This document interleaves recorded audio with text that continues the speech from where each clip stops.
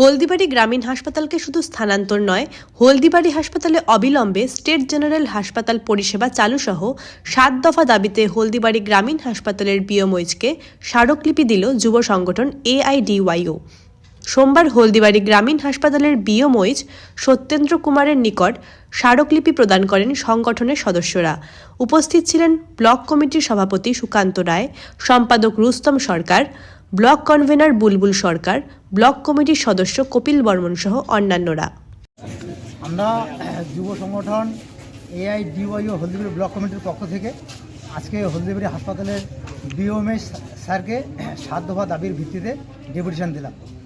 আমরা গত ৪-৫ মাস আগেও এই দাবিগুলোর ভিত্তিতেই একবার ডেপুটেশন দিয়েছিলাম। আমরা আজকে জানতে এসেছি যে আমরা যে গত যে ডেপুটেশন দিলাম তার কি কি হলো, উনি ওনার উপর মহলে কি কি রাখলেন, আমাদের দাবি এখনও পর্যন্ত কতদূর সফলের দিকে গেল, এই সমস্ত দাবি দেওয়া নিয়ে আলোচনা নিয়ে আমরা বিএমএস স্যারকে আজকে ডেপুটেশন দিলাম। আমাদের মূলত আজকে ৭ দফা দাবি ছিল। তার মধ্যে যেটা মুখ্য দাবি, যেটা প্রধান দাবি, সেটা হচ্ছে যে হলদিবাড়ি হাসপাতালকে স্টেট জেনারেল হাসপাতালে উন্নীত করতে হবে। আপনারা জানেন যে সরকার পক্ষ এক প্রকার আশ্বস্ত করেছিল আমাদের হলদিবাড়িবাসীকে যে হলদিবাড়ি হাসপাতালকে স্টেট জেনারেল হাসপাতাল হিসেবে উন্নীত করবেন।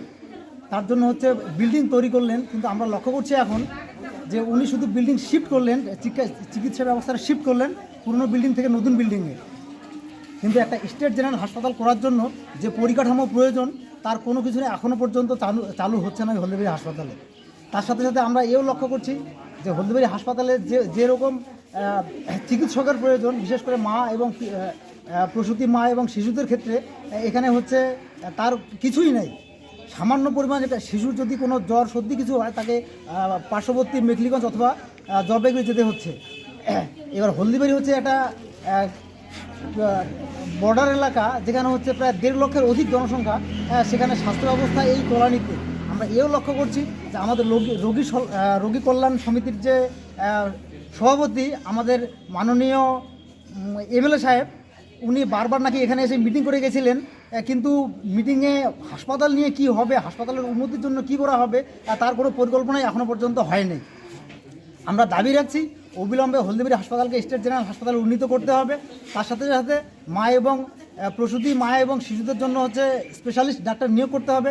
তার সাথে আপনারা জানেন যে হলদিবাড়ি হাসপাতালে আজকে বিএমএস স্যার যেটা বললেন যে দীর্ঘ প্রায় গোটা পশ্চিমবঙ্গে যেটা হয় নাই, সেটা হচ্ছে হলদিবাড়ি হাসপাতালে একটা গ্রামীণ হাসপাতাল হিসেবে এখানে একটা ময়নাতদন্তের ব্যবস্থা ছিল, যেটা এখন পর্যন্ত এখানে বন্ধ হয়ে আছে, এটা এখনও আর চালু হচ্ছে না। আমরা বারবার দাবি দেওয়া সত্ত্বেও কর্তৃপক্ষ এই নিয়ে কোনো মন্তব্যই করছে না, কোনো কিছুই জানাচ্ছে না যেটা আদৌ এখানে চালু হবে কি হবে না। আমরা যুব সংগঠন ডিওয়াইওর পক্ষ থেকে হলদিবাড়ি আপামর জনসাধারণের কাছে আবেদন রাখছি যে আপনারা এই হলদিবাড়ি হাসপাতালের যে এই যে দুরবস্থা চিকিৎসা ব্যবস্থা এ নিয়ে, এই যে ওরা ব্যবসা করছে, চিকিৎসা যে এইভাবে দিন দিন তলানিতে যাচ্ছে, আপনারা আসুন হলদিবাড়ি হাসপাতালের যে চিকিৎসা ব্যবস্থা যেন আরও উন্নত হয়, আমরা যেন আরও উন্নত পরিষেবা পাই, এই জন্য ঐক্যবদ্ধ হয়ে আমরা বৃহত্তর আন্দোলনের দিকে যাব। আপনারা প্রত্যেকেই আমাদের সাথে থাকবেন, এটুকুই আমরা আবেদন রাখছি। বিএমএস স্যার কী বললো আপনাকে এই দাবিগুলো? বিএমএস স্যার বললেন যে উনি আমাদের এই দাবি হচ্ছে ওনার ঊর্ধ্বতন কর্তৃপক্ষের কাছে ফরওয়ার্ড করছেন। ওনারা আলোচনা এখনও পর্যন্ত করছে, কিন্তু এখনও পর্যন্ত কোনো সিদ্ধান্তে আসে নাই যে হলদিবাড়ি হাসপাতাল আদৌ থাকবে নাকি এর চিকিৎসা ব্যবস্থা আরও উন্নত হবে। উনি এখনও পর্যন্ত সঠিকভাবে কিছু বলতে পারছেন না। বললাম আজকে এই ডেপুটেশনের নেতৃত্ব কারা কারা দিয়েছেন যদি? আমরা যুব সংগঠনের পক্ষ থেকে হলদিবাড়ি ব্লক কমিটির পক্ষ থেকেই মূলত এটা হয়েছিল। আমি সম্পাদক রুস্তম সরকার, তার সাথে হচ্ছে আমাদের সভাপতি সুকান্তদা আছে, কপিল বর্মন হলদিবাড়ি ব্লক কমিটির সদস্য, তার সাথে হচ্ছে বুলবুল সরকার, আরও অনেকেই প্রত্যেকেই আমরা আছি।